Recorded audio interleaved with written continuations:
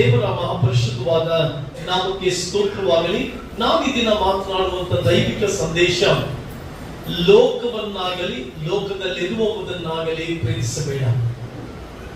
ಅಶಾಶ್ವತವಾದದನ್ನ ಪ್ರೀತಿಸಿ ಶಾಶ್ವತವಾದದನ್ನ ಕಂಡುಕೊಳ್ಳಬೇಡ.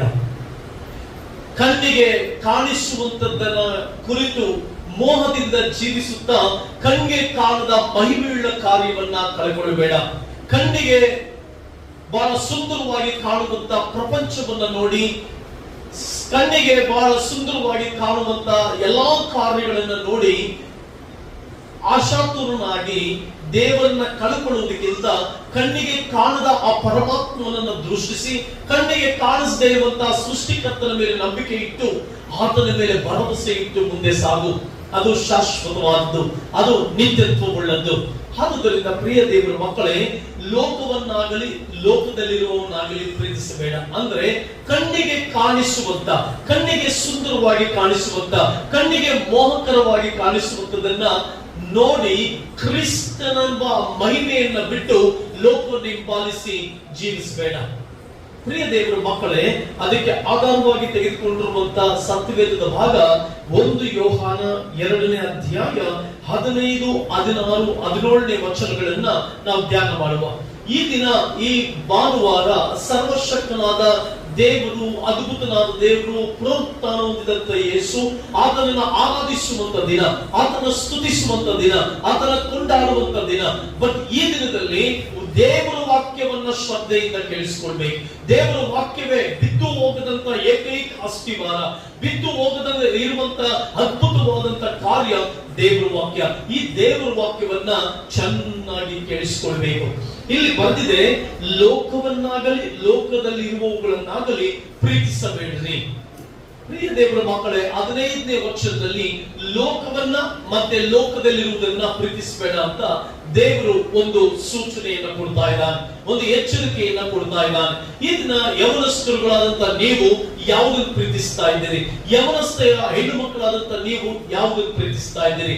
ಲೋಕವನ್ನಾಗಲಿ ಲೋಕದಲ್ಲಿರುವವನ್ನಾಗಲಿ ಪ್ರೀತಿಸಬೇಡಿರಿ. ಅಪೊಸ್ತಲನಾದಂತ ಯೋಹಾನನು ದೇವರನ್ನ ಪ್ರೀತಿಸುವುದರ ವಿಷಯದಲ್ಲಿ, ದೇವರ ಪ್ರೀತಿ ವಿಷಯದಲ್ಲಿ ಬಹಳ ಅದ್ಭುತವಾಗಿ ವಿರಾಳವಾಗಿ ಬರೆದಂತ ದೊಡ್ಡ ದೊಡ್ಡ ಪ್ರಕಟಣೆಗಳನ್ನ ಹೊರತೆಗೆದುಕೊಂಡು ಬಂದಂತ ಅಪೊಸ್ತಲನಾದಂತ ಯೋಹಾನ. ಈ ಯೋಹಾನನು ಬರೀತಾ ಇದ್ದಾನೆ, ಲೋಕವನ್ನಾಗಲಿ ಲೋಕದಲ್ಲಿರುವವರನ್ನಾಗಲಿ ಪ್ರೀತಿಸಬೇಡ್ರಿ. Do not love the world and the entire the things which is in the world. ಪ್ರಪಂಚದಲ್ಲಿರುವಂತ, ಪ್ರಪಂಚವನ್ನಾಗಲಿ ಪ್ರಪಂಚದಲ್ಲಿ ಸೇರಿಕೊಂಡಿರುವಂತ ಎಲ್ಲ ಸಂಗತಿಗಳನ್ನ ಪ್ರೀತಿಸಬೇಡ್ರಿ ಎಂಬುದಾಗಿ ಬಂದಿದೆ. ಅದರ ಅರ್ಥ ಏನು? ಪ್ರಿಯ ದೇವರ ಮಕ್ಕಳೇ, ಈ ಲೋಕದಲ್ಲಿ ನಾವು ಜೀವಿಸುವಾಗ ಕ್ರಿಸ್ತನನ್ನ ಕಂಡುಕೊಳ್ತೇವೆ, ಕ್ರಿಸ್ತನನ್ನ ಸ್ವೀಕಾರ ಮಾಡಿಕೊಳ್ತೇವೆ, ಯೇಸು ಸ್ವಾಮಿಯನ್ನ ಪ್ರೀತಿಸ್ತೇವೆ, ಯೇಸು ಸ್ವಾಮಿಯನ್ನ ಆರಾಧಿಸ್ತೇವೆ. ಪ್ರಿಯ ದೇವರ ಮಕ್ಕಳೇ, ಯೇಸು ಸ್ವಾಮಿ ಏನೊಂದು ವಿಶೇಷವಾದಂತ ಪ್ರಕಟಣೆ ಕೊಡ್ತಾ ಇದ್ದಾನೆ. ಲೋಕವನ್ನಾಗಲಿ ಲೋಕದಲ್ಲಿರುವವರನ್ನಾಗಲಿ ಪ್ರೀತಿಸಬೇಡ್ರಿ ಅಂದ್ರೆ ಅರ್ಥ, ಲೋಕದಲ್ಲಿ ಅಶಾಶ್ವತವಾದದ್ದಿದೆ, ಲೋಕದಲ್ಲಿ ಶಾಶ್ವತವಾದದ್ದು ಯಾವುದೂ ಇಲ್ಲ. ಲೋಕದಲ್ಲಿರುವಂತದ್ದು, ಲೋಕ ಶಾಶ್ವತ ಅಲ್ಲ, ಲೋಕ ಅಶಾಶ್ವತವಾದದ್ದು. ಲೋಕಕ್ಕೆ ಗ್ಯಾರಂಟಿ ಇಲ್ಲ. ನೀವು ಯಾವುದೇ ವಸ್ತುವನ್ನು ತೆಗೆದುಕೊಳ್ಬೇಕಾದ್ರೆ ಅದಕ್ಕೊಂದು ಗ್ಯಾರಂಟಿ ಅಥವಾ ಒಂದು ವ್ಯಾರಂಟಿ ಕೊಡ್ತಾರೆ. ಈ ಪ್ರಪಂಚಕ್ಕೆ ಗ್ಯಾರಂಟಿನೂ ಇಲ್ಲ, ವ್ಯಾರಂಟಿನೂ ಇಲ್ಲ. ಹಲ್ಲೆಲೂಯಾ. ನೀವು ಯಾವುದಾದ್ರೂ ಒಂದು ವಸ್ತುವನ್ನು ತೆಗೆದುಕೊಳ್ಳುವಾಗ ಅದಕ್ಕೆ ಗ್ಯಾರಂಟಿ ಕೊಡ್ತಾರೆ, ಇಷ್ಟು ವರ್ಷ ಗ್ಯಾರಂಟಿ ಎಂಬ ಅಂತ. ಅದಾದ್ಮೇಲೆ ಅದಕ್ಕೆ ಗ್ಯಾರಂಟಿ ಇಲ್ಲ. ಆ ವಸ್ತುಗೂ ಕೂಡ ಗ್ಯಾರಂಟಿ ಇಲ್ಲ, ಅದು ಏನ್ ಬೇಕಾದ್ರೂ ಆಗಬಹುದು. ಅದೇ ರೀತಿ ದೇವರು ಈ ಭೂಮಿಗೆ ಗ್ಯಾರಂಟಿ ಕೊಟ್ಟಿಲ್ಲ, ಇದಕ್ಕೆ ವ್ಯಾರಂಟಿ ಇಲ್ಲ. ಅಂದ್ರೆ ಈ ಪ್ರಪಂಚವನ್ನ ದೇವರು ಏನ್ ಸಂದೇಶವನ್ನ ಜನರು ಕೊಡ್ತಾ ಇದ್ದಾನೆ, ತನ್ನ ಪ್ರಜೆಗಳು ಕೊಡ್ತಾ ಇದ್ದಾನೆ, ತನ್ನ ಮಕ್ಕಳು ಕೊಡ್ತಾ ಇದ್ದಾನೆ ಅಂತಂದ್ರೆ, there is no guarantee and warranty to this world. ಈ ಪ್ರಪಂಚಕ್ಕೆ ಗ್ಯಾರಂಟಿ ವ್ಯಾರಂಟಿ ಎರಡೂ ಇಲ್ಲ. ಯಾವ ಟೈಮ್ ನಲ್ಲಿ ಏನ್ ಬೇಕಾದ್ರೂ ಸಂಭವಿಸಬಹುದು, ಯಾವ ಸಂದರ್ಭದಲ್ಲಿ ಲೋಕ ನಾಶವಾಗಬಹುದು. ಈ ಲೋಕ ನಶಿಸಿ ಹೋಗಬಹುದು. ಆದುದರಿಂದ ಪರಲೋಕದ ಮೇಲೆ ಮನಸ್ಸಿರಿ, ಪರಲೋಕದ ಕಾರ್ಯಗಳ ಮೇಲೆ ಮನಸ್ಸಿರಿ, ಪರಲೋಕದ ಕ್ರಿಯೆಗಳ ಮೇಲೆ ಮನಸ್ಸಿರಿ, ಪರಲೋಕದ ಐಶ್ವರ್ಯದ ಮೇಲೆ ಮನಸ್ಸಿರಿ, ಪರಲೋಕದ ಸ್ವಾಸ್ಥ್ಯದ ಮೇಲೆ ಕಣ್ಣಿಡಿ, ಪರಲೋಕದ ಅಸ್ತಿವಾರದ ಮೇಲೆ ಕಣ್ಣಿಡಿ, ಪರಲೋಕದ ಆಸ್ತಿ ಐಶ್ವರ್ಯದ ಮೇಲೆ ಕಣ್ಣಿಟ್ಟು ಜೀವಿಸಿರಿ ಎಂಬುದಾಗಿ ದೇವರು ಸಂದೇಶವನ್ನು ಕೊಡ್ತಾ ಇದ್ದಾರೆ. ಇವೆಲ್ಲರೂ ಕಣ್ಣೆತ್ತಿ ನೀವು ನೋಡುವಾಗ ಸಮಾಜದಲ್ಲಿ ಯುದ್ಧಗಳು, ಕಾದಾಟಗಳು, ಪರಿಶ್ರಮಗಳು, ಅಲ್ಲಲ್ಲಿ ಬರಗಳು, ಪ್ರವಾಹಗಳು ಬರ್ತಾ ಇದೆ. ಅದರ ಅರ್ಥ ದೇವರು ಏನ್ ತೋರಿಸ್ತಾ ಇದ್ದೇನೆ ಅಂದ್ರೆ, ಈ ಲೋಕ ಶಾಶ್ವತ ಅಲ್ಲ, ಈ ಲೋಕದ ಎಜುಕೇಶನ್ ಶಾಶ್ವತ ಅಲ್ಲ, ಈ ಲೋಕದ ಯಾವುದು ಶಾಶ್ವತ ಅಲ್ಲ. ದೇವರೊಬ್ಬರೇ ಶಾಶ್ವತ. ದೇವರು ಉನ್ನತವಾದವನು, ದೇವರು ಮಹಿಮೆ ಉಳ್ಳವನು, ದೇವರು ಅದ್ಭುತ ಸ್ವರೂಪನು. ಆದುದರಿಂದ ಲೋಕವನ್ನಾಗಲಿ ಲೋಕದಲ್ಲಿರುವವರನ್ನಾಗಲಿ ಪ್ರೀತಿಸಬೇಡ್ರಿ. ಎಷ್ಟೋ ಸಾರಿ ನಾವು ಅಂದ್ಕೊಳ್ತೀವಿ, ನಮ್ಗೆ ಮುಂದೆ ಏನಾಗುತ್ತೆ ಅಂತ ನಮ್ಗೆ ಗೊತ್ತಿಲ್ಲ, ನಾನು ಹಿಂಗಾಗ್ಬೇಕು, ನಾನು ಹೀಗಾಗ್ಬೇಕು, ನಾನು ಮುಂದೆ ಈ ರೀತಿ ನಡಿಬೇಕು, ನಾನು ಇಷ್ಟು ಆಸ್ತಿಯನ್ನ ಕೂಡಿಸಿಟ್ಕೊಳ್ಬೇಕು, ನಾನು ಎಜುಕೇಶನ್ ಇಷ್ಟು ಮೇಲೆ ಹೋಗ್ಬೇಕು, ನಾನು ಇಂಥದ್ದನ್ನ ಮಾಡ್ಬೇಕು. ನೋ, ಯಾಕೊಬ್ಬರು ಬರೆದ ಪತ್ರಿಕೆಯಲ್ಲಿ ಬಂದಿದೆ, ದೇವರ ಚಿತ್ತವಿದ್ದರೆ. ಹಾಗಾದ್ರೆ ದೇವರು ಪರ್ಟಿಕ್ಯುಲರ್ ಆಗಿ ಇವತ್ತು ಸಭೆಗೆ, ಇಡೀ ಕ್ರಿಸ್ತನ ಶರೀರಕ್ಕೆ ಒಂದು ಸಂದೇಶವನ್ನು ಕೊಡ್ತಾ ಇದ್ದಾನೆ. ಏನ್ ಗೊತ್ತಾ? ಲೋಕವನ್ನ, ಲೋಕದಲ್ಲಿರುವನ್ನ ಪ್ರೀತಿಸಬೇಡ. ಲೋಕದಲ್ಲಿ ಏನೇನಿದೆ? ಲೋಕದಲ್ಲಿ ಎಜುಕೇಶನ್ ಇದೆ, ಲೋಕದಲ್ಲಿ ಆಸ್ತಿ ಇದೆ, ಲೋಕದಲ್ಲಿ ಐಶ್ವರ್ಯ ಇದೆ, ಲೋಕದಲ್ಲಿ ಸೌಂದರ್ಯ ಇದೆ, ಲೋಕದಲ್ಲಿ ಎಲ್ಲಾ ವಿಧಾನವಾದಂತ ಕೆಟ್ಟತನ ಇದೆ, ಲೋಕದಲ್ಲಿ ಎಲ್ಲಾ ಮೋಸ ಇದೆ, ಲೋಕದಲ್ಲಿ ಎಲ್ಲಾ ನೀಚತನ ಇದೆ, ಲೋಕದಲ್ಲಿ ಎಲ್ಲ ವಿಧಾನವಾದಂತ ಪಾಪ ಕೃತ್ಯಗಳು ತುಂಬಿಕೊಂಡಿದೆ, ಲೋಕದಲ್ಲಿ ನಾವು ಕಟ್ಟಿಕೊಂಡಂತ ಮನೆಗಳಿದೆ, ಲೋಕದಲ್ಲಿ ನಾವು ಸಂಪಾದಿಸಿಕೊಂಡಂತ ಸ್ಥಿರಾಸ್ತಿಗಳಿದೆ, ನಾವು ಸಂಪಾದಿಸಿಕೊಂಡಂತ ಎಲ್ಲ ಮೆಟೀರಿಯಲಿಸಂ ಕಾರ್ಯಗಳಿದೆ, ಮಾತ್ರವಲ್ಲದೆ ನಾವು ಉಪಯೋಗಿಸುವಂತ ವಸ್ತುಗಳಿದೆ. ದೇವರು ಹೇಳ್ತಾ ಇದ್ದಾರೆ, ಇದ್ಯಾವುದು ಶಾಶ್ವತ ಅಲ್ಲ, ಇದರ ಮೇಲಲ್ಲ ನಿನ್ನ ಪ್ರೀತಿ. Don't keep your love on the world. ಪ್ರಪಂಚದ ಮೇಲೆ ಕಣ್ಣಿಡಬೇಡ, ಪ್ರಪಂಚದ ಮೇಲೆ ಆಶೆ ಇಡಬೇಡ. ಪ್ರಪಂಚದಲ್ಲಿ ನಿನಗೆ ಒಂದು ವೇಳೆ ಒಂದು ಚಿನ್ನ ಇರಬಹುದು, ಚಿನ್ನದ ಮೇಲೆ ಪ್ರೀತಿ ಇಡಬೇಡ. ಪ್ರಪಂಚದಲ್ಲಿ ಒಂದು ವೇಳೆ ನಿನ್ನ ಮಕ್ಕಳು ಇರಬಹುದು, ದೇವರಿಗಿಂತ ಹೆಚ್ಚಾಗಿ ಅವ್ರ ಮೇಲೆ ಪ್ರೀತಿ ಇಡಬೇಡ. ಪ್ರಪಂಚದಲ್ಲಿ ಒಂದು ವೇಳೆ ನಿನ್ನ ಪ್ರೀತಿ ಪಾತ್ರರು ಇರಬಹುದು, ದೇವರಿಗಿಂತ ಹೆಚ್ಚಾಗಿ ಅವರ ಮೇಲೆ ಪ್ರೀತಿ ಇಡಬೇಡ. ಲೋಕವನ್ನಾಗಲಿ ಲೋಕದಲ್ಲಿರುವವರನ್ನಾಗಲಿ ಪ್ರೀತಿಸಬೇಡ. ಒಂದು ಒಳ್ಳೆಯ ಕ್ರಿಸ್ತಿ ಜೀವಿತವನ್ನ ಆರಂಭಿಸಿದೆಯಾ, ಒಳ್ಳೆ ದೇವರ ಮಕ್ಕಳಾಗಿ ಮಾರ್ಪಟ್ಟು ಕ್ರಿಸ್ತನ ಹಿಂಬಾಲಿಸಿಕೊಂಡು ಹೋಗ್ತಾ ಇದೆಯಾ, ಕ್ರಿಸ್ತನ ಜೀವಿತವನ್ನು ಹಿಂಬಾಲಿಸಿಕೊಂಡು ಹೋಗ್ತಾ ಇದೆಯಾ. ಬಟ್ ಒಂದು ಕಾಲಘಟ್ಟಕ್ಕೆ ಬಂದ್ಮೇಲೆ ಇಹಲೋಕವನ್ನ ಪ್ರೀತಿಸುತ್ತಿದ್ದಿರಬಹುದು, ಇಹಲೋಕದ ನಡವಳಿಕೆಯಲ್ಲಿ ಜೀವಿಸುತ್ತಿದ್ದಿರಬಹುದು, ಇಹಲೋಕದ ಪ್ರಾಪಂಚಿಕವಾದ ಆಶೀರ್ವಾದಗಳ ಮೇಲೆ ಕಣ್ಣಿಟ್ಟಿರಬಹುದು, ಪ್ರಾಪಂಚಿಕವಾದ ಕ್ರಿಯೆಗಳ ಮೇಲೆ ಕಣ್ಣಿಟ್ಟಿರಬಹುದು, ಪ್ರಾಪಂಚಿಕವಾದ ಜ್ಞಾನದ ಮೇಲೆ ಕಣ್ಣಿಟ್ಟಿರಬಹುದು. ದೇವರು ಹೇಳ್ತಾ ಇದ್ದಾರೆ, ಲೋಕವನ್ನಾಗಲಿ ಲೋಕದಲ್ಲಿರುವವರನ್ನಾಗಲಿ ಪ್ರೀತಿಸಬೇಡ್ರಿ. ಒಬ್ಬ ವ್ಯಕ್ತಿ ಒಳ್ಳೆ ರೀತಿಯಲ್ಲಿ ಆರಂಭ ಮಾಡಿದಂತ ವ್ಯಕ್ತಿ, ಪೌಲನ ಜೊತೆಯಲ್ಲಿ ಪೌಲನ ಜೊತೆ ಕೆಲಸದವನಾಗಿ ಆರಂಭ ಮಾಡಿದಂತ ಒಬ್ಬ ಉತ್ತಮವಾದಂತ ವ್ಯಕ್ತಿ, ಸತ್ಯವೇದದಲ್ಲಿ ರೆಕಾರ್ಡ್ ಆದಂತ ವ್ಯಕ್ತಿ ಇಹಲೋಕವನ್ನ ಪ್ರೀತಿಸಿಬಿಟ್ಟ, ಇಹಲೋಕವನ್ನ ಪ್ರೀತಿಸಿ ಹೋಗ್ಬಿಟ್ಟ. ಕೊಲೊಸ್ಸೆದವರಿಗೆ ಬರೆದ ಪತ್ರಿಕೆ, ನಾವು ನಮ್ಮ ಸತ್ಯವೇದಗಳನ್ನ ಫಿಲೆಮೋನ ಬರೆದ ಪತ್ರಿಕೆಗೆ ನಾವು ತಿರುಗಿಸುವಾಗ ಇಲ್ಲಿ ಒಂದು ವಚನ ಬರೆದಿದೆ, 23ನೇ ವಚನ ಮತ್ತು 24.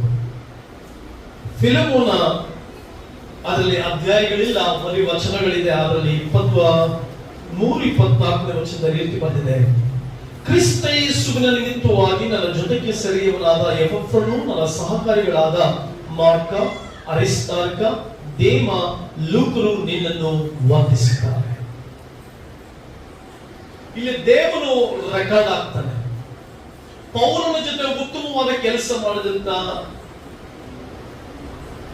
ಪೌಲನ ಜೊತೆ ಕೆಲಸದವನಾಗಿ ಆರಂಭ ಮಾಡಿದಂತ ದೇವನು ಸತ್ಯವೇದದಲ್ಲಿ ಒಳ್ಳೆಯ ಸಹಕಾರಿಯಾಗಿ ಕಾಣಿಸಲ್ಪಡ್ತಾನೆ, ಉತ್ತಮ ವ್ಯಕ್ತಿತ್ವ ಉಳ್ಳವನಾಗಿ ಕಾಣಿಸಲ್ಪಡ್ತಾನೆ, ಉತ್ತಮವಾದ ರೀತಿಯಲ್ಲಿ ಆರಂಭಿಸ್ತಾನೆ, ಉತ್ತಮವಾದ ಜೀವಿತವನ್ನ ಜೀವಿಸ್ತಾನೆ.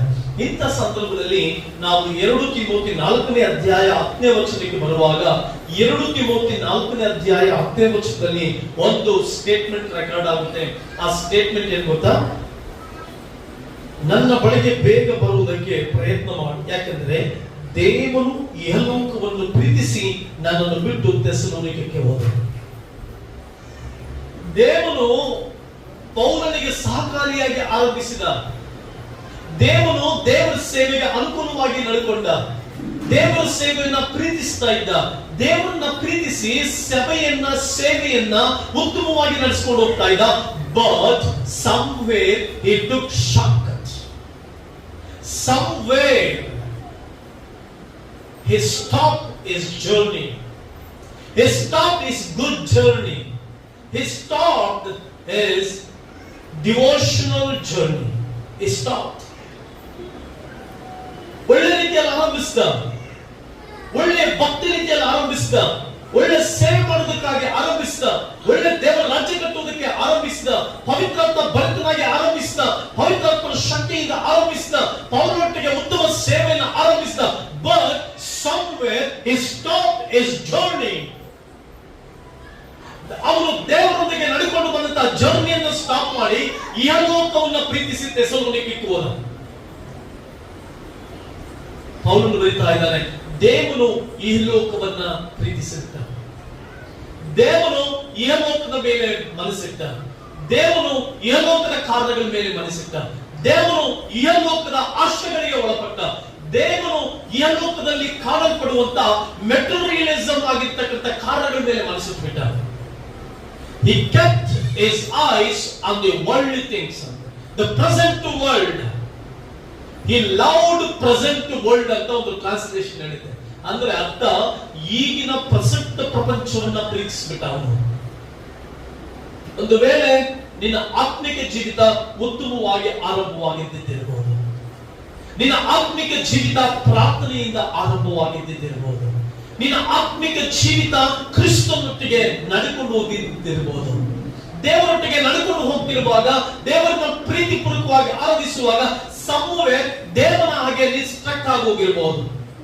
ದೇವನ ಹಾಗೆ ದೇವರ ಸೇವೆಯನ್ನು ಬಿಟ್ಟು, ದೇವರ ಮಹಿಮೆಯನ್ನು ಬಿಟ್ಟು, ದೇವರ ಕಾರ್ಯಗಳನ್ನು ಬಿಟ್ಟು somewhere you took shortcut. ದೇವನು ಇಹಲೋಕವನ್ನ ಪ್ರೀತಿಸಿ ಪೌಲನನ್ನು ಬಿಟ್ಟು ಹೊರಟೋಗ್ಬಿಟ್ಟ. ಪ್ರಿಯ ಅವನಸ್ಥ ಹೆಣ್ಣು ಮಗಳೇ, ಪ್ರಿಯ ಸಹೋದರ ಸಹೋದರಿ, ನೀನು ದೇವರ ಸ್ಥಾನದಲ್ಲಿ ಇದೆಯೋ ಅಥವಾ ಪೌಲನ ಹಾಗೆ ದೇವರು ಹಿಂಬಾಲಿಸ್ತಾ ಇದ್ದೀಯ? ದೇವರು ಇಹಲೋಕವನ್ನು ಪ್ರೀತಿಸಿದ, ನೀನು ಯಾರನ್ನ ಪ್ರೀತಿಸ್ತಾರೆ? ಅದಕ್ಕೆ ದೇವರು ಹೇಳ್ತಾರೆ, ಲೋಕವನ್ನಾಗಲಿ ಲೋಕದಲ್ಲಿರುವವನ್ನಾಗಲಿ ಪ್ರೀತಿಸಬೇಕು. ಲೋಕ ಏನು ಸುಮ್ಮನೆ ಕೂತ್ಕೊಳ್ಳೋದಿಲ್ಲ, ಪ್ರಪಂಚ ಸುಮ್ಮನೆ ಕೂತ್ಕೊಳ್ಳೋದಿಲ್ಲ. ಪ್ರಪಂಚ ನಿನ್ನನ್ನು ಆಕರ್ಷಿಸುತ್ತದೆ, ಲೋಕ ನಿನ್ನನ್ನು ಆಕರ್ಷಿಸುತ್ತದೆ, ಲೋಕದಲ್ಲಿರುವಂತಹ ಸೌಂದರ್ಯ ನಿನ್ನನ್ನು ಆಕರ್ಷಿಸುತ್ತದೆ, ಲೋಕದಲ್ಲಿರುವಂತಹ ಹಣ ನಿನ್ನನ್ನು ಆಕರ್ಷಿಸುತ್ತದೆ, ಲೋಕದಲ್ಲಿರುವಂತಹ ಸಕಲ ಕಾರ್ಯಗಳು ನಿನ್ನನ್ನು, it will attract you every single minute. The Christian life, it's not so easiest life, it's a difficult life. ಕ್ರಿಸ್ತ ಜೀವಿತ ಅಂತಂದ್ರೆ ಈಸಿ ಆದಂತ ಜೀವನ ಅಲ್ಲ. ಯಾಕಂದ್ರೆ ಕಷ್ಟಕರವಾದ ಜೀವಿತ ಅಂದ್ರೆ ಯಾಕೆ ಹೇಳ್ತಾರೆ, ಇದು ಮಹಿಮೆಯುಳ್ಳ ಜೀವನ. ಯೇಸು ಸ್ವಾಮಿ ಜೀವಿತ ಇದೆಯಲ್ಲ, ಬಹಳ ಅದ್ಭುತವಾದ ಜೀವಿತ. ಆದ್ರೆ ಪ್ರತಿ ದಿನ ನಿನ್ನನ್ನ ಲೋಕ ಅಟ್ರಾಕ್ಟ್ ಮಾಡುತ್ತೆ. ನೀನ್ ದೇವರಂತ ಹೋಗುವಾಗ ದೇಹ ಹೇಳುತ್ತೆ, ಇವತ್ತು ಪ್ರಾರ್ಥನೆ ಮಾಡಬೇಡ. ನೀನ್ ಬೈಬಲ್ ಅಂತ ಹೋದ್ರೆ ಬೇಡ, ಮೊಬೈಲ್ ನೋಡು. ನೀನು ಆರಾಧನೆ ಮಾಡ್ಬೇಕು ಅಂತಂದ್ರೆ ಒಂದೆರಡು ನಿಮಿಷ, ಯೇಸುವೇ ನಾವು ನಿನ್ನ ಆಲಯ, ದೇಹ ಹೇಳುತ್ತೆ ಯೇಸುವೇ ನೀನು ನಿನ್ನ ಆಲಯ.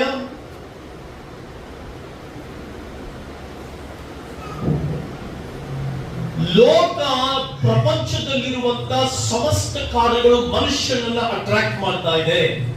ಆರಾಧಿಸ್ತಿರುವಾಗ ಮೊಬೈಲ್ ಹೇಳುತ್ತೆ, ನನ್ನ ನೋಡು ರೀಲ್ಸ್ ಬರ್ತಾ ಇದೆ. ದೇವರ ವಾಕ್ಯ ಓದು, ಇಲ್ಲ ನೋಡಿ ಮೊಬೈಲ್ ಅಲ್ಲಿ ಈ ರೀತಿ ಶಾರ್ಟ್ ವಿಡಿಯೋಸ್ ಬರ್ತಾ ಇದೆ. ಸುಮಾರು ಜನ ಹೇಳ್ತಾರೆ, ಬೈಬಲ್ ಪ್ರಸಂಗಿಸುವಂತ ಸುಮಾರು ಸೇವಕರು ಹೇಳ್ತಾರೆ ಮೊಬೈಲ್ ನ ಜಾಸ್ತಿ ಉಪಯೋಗಿಸಬೇಡ ಅಂತ. ಆದ್ರೆ ಮೊಬೈಲ್ ನಲ್ಲೇ ಜಾಸ್ತಿ ವಾಕ್ಯ ಇರೋದ್ರಿಂದ ಇವತ್ತು ಬೈಬಲ್ ಓದೋರು ಕಡಿಮೆ ಆಗ್ತಾ ಇದ್ದಾರೆ, ಮೊಬೈಲ್ಗೆ ಅಟ್ರಾಕ್ಟ್ ಆದವರು ಜಾಸ್ತಿ ಜನ ಇದ್ದಾರೆ. ಬೈಬಲ್ ಇರೋದು ಪರವಾಗಿಲ್ಲ, ಮೊಬೈಲ್ ಬೈಬಲ್ ಇದೆ ಅನ್ನುವಂಥವ್ರು ಜಾಸ್ತಿ ಜನ ಆಗ್ತಾ ಇದ್ದಾರೆ. ವಾಕ್ಯ ಚರ್ಚ್ಗೆ ಹೋಗಿ ಕೇಳಿಸ್ಕೊಳ್ಬೇಕಂತ ಏನಿಲ್ಲ, ಮೊಬೈಲ್ ಅಲ್ಲಿ ಕೇಳಿಸ್ಕೊಳ್ಬಹುದು ಅನ್ನೋದು ಬಹಳಷ್ಟು ಜನ ಇದ್ದಾರೆ.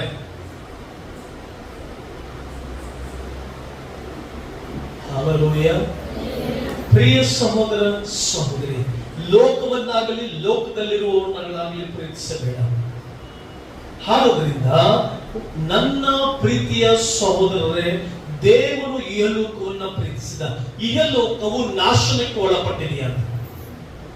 ಇಹಲೋಕ ನಾಶನಕ್ಕೆ ನೇಮಿಸಲ್ಪಟ್ಟಿದೆ.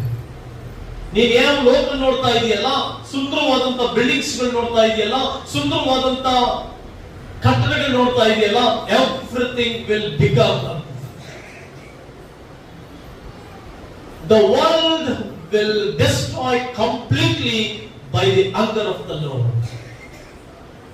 ದೇವರ ಮಹಾಕೋಪವು ಲೋಕದ ಮೇಲೆ ಬರುವುದರಿಂದ ಲೋಕದಲ್ಲಿ ನೀವು ನೋಡ್ತಾ ಇರುವಂತಹ ಸಮಸ್ತ ನಾಶವಾಗುತ್ತೆ.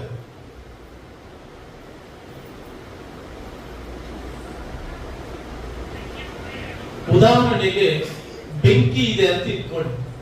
ಬೆಂಕಿಯಿಂದ ಕಬ್ಬಣ ಕಾಯಿಸಿದೆ, ತುಂಬಾ ಕೆಂಪಗೆ ಕಾಯಿಸಿದೆ ಅಂತ ಗೊತ್ತಾಗ್ತದೆ. ಕಬ್ಬಣ ಮುಡ್ತೀಯ, ಆ ಕಬ್ಬಣ ಬೆಂಕಿಯಾಗಿದೆ ಅಂತ ಅಂದಾಗ ಆ ಕಬ್ಬಣವನ್ನು ಮುಟ್ಟೋದಕ್ಕೆ ಧೈರ್ಯ ಮಾಡ್ತೀಯ? ಆ ಕಬ್ಬಣವನ್ನು ಮುಟ್ಟಿ ಸಾಮರ್ಥ್ಯ ತೋರಿಸ್ಲಿಕ್ಕೆ ಸಾಧ್ಯನಾ? ಇಲ್ಲ. ಲೋಕ ನಾಶ ಆಗುತ್ತೆ ಅಂತ ನಿನಗೆ ಗೊತ್ತಾದ್ಮೇಲೆ ಲೋಕವನ್ನ ಮುಟ್ಟಬಾರ್ದು. Don't touch the world. That means don't follow the world. ಲೋಕವನ್ನ ಫಾಲೋ ಮಾಡಬೇಡ. ಈಗ ಎಜುಕೇಶನ್ ಮಾಡ್ಬೇಕಾ? ಓಕೆ ದೇವ್ರೆ, ನೀನ್ ಬರೋ ತಡ ಆದ್ರೆ ಓಕೆ, ನನ್ನ ಜೀವಿತವನ್ನು ನಡೆಸ್ಕೊಂಡು ಹೋಗ್ತೀನಿ, ಆದ್ರೂ ನಾನು ನಿನ್ ಕೆಲಸವನ್ನು ಮಾಡ್ತೀನಿ. ನೀನ್ ಬರೋ ತಡ ಆದ್ರೆ ನಾನು ಈ ಕೆಲಸವನ್ನ ಮುಂದುವರಿಸಿಕೊಂಡು ಹೋಗ್ತೀನಿ. ಈ ಲೋಕಕ್ಕೆ ಸೀಮಿತವಾಗಿ ನೀನು ಯೇಸು ಸ್ವಾಮಿಯನ್ನು ನಂಬಿದ್ರೆ, ಈ ಲೋಕದ ಆಶೀರ್ವಾದಕ್ಕೆ ಮಾತ್ರ ನೀನು ಯೇಸು ಸ್ವಾಮಿ ನಂಬಿದ್ರೆ, ಈ ಲೋಕದ ಕಾರ್ಯಗಳಿಗೆ ಮಾತ್ರ ನೀನು ಯೇಸು ಸ್ವಾಮಿ ನಂಬಿದ್ರೆ ನೀನು ದೌರ್ಭಾಗ್ಯವಂತರು. Don't keep your eyes on the world. ಈ ಲೋಕದಲ್ಲಿ ಏನೇ ದೇವರು ನಿನಗೆ ಕೊಟ್ಟಿದ್ರು ಪರವಾಗಿಲ್ಲ, ಏನೇ ನಿನ್ನ ಆಶೀರ್ವಾದ ಮಾಡಿದ್ರು ಪರವಾಗಿಲ್ಲ, ಎಷ್ಟೇ ನೀನು ಎಜುಕೇಶನ್ ಮಾಡಿದ್ರು ಪರವಾಗಿಲ್ಲ. Don't love the world. ಲೋಕವನ್ನು ಪ್ರೀತಿಸಬೇಡ, ಲೋಕದಲ್ಲಿರುವಂತಹ ಕಾರ್ಯಗಳನ್ನು ಪ್ರೀತಿಸಬೇಡ, ಲೋಕದಲ್ಲಿರುವಂತಹ ಯಾವುದ್ರ ಮೇಲೆ ಮನಸ್ಸಿರಬೇಡ, ಪರಲೋಕದ ಮೇಲೆ ಮನಸ್ಸು. ಅದಕ್ಕೆ ಎಫೆಸದವರಿಗೆ ಬರೆದ ಪತ್ರಿಕೆಯಲ್ಲಿ ಈ ರೀತಿ ಬರ್ತಿದೆ.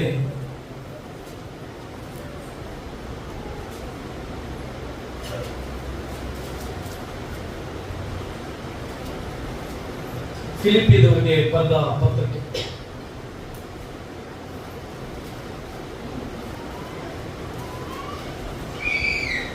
ಫಿಲಿಪಿಯ 3ನೇ ಅಧ್ಯಾಯ 8ನೇ ವಚನ.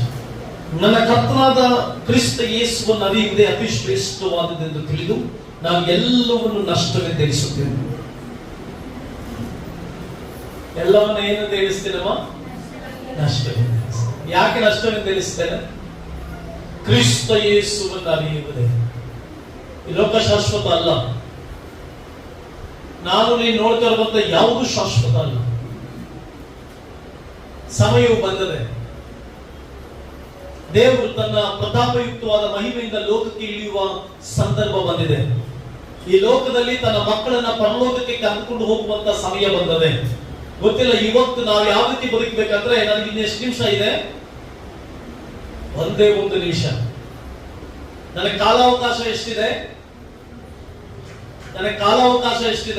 ಒಂದು ನಿಮಿಷ. ಸುಮಾರು ಜನರಿಗೆ ಒಂದು ಆಶ್ಚರ್ಯ.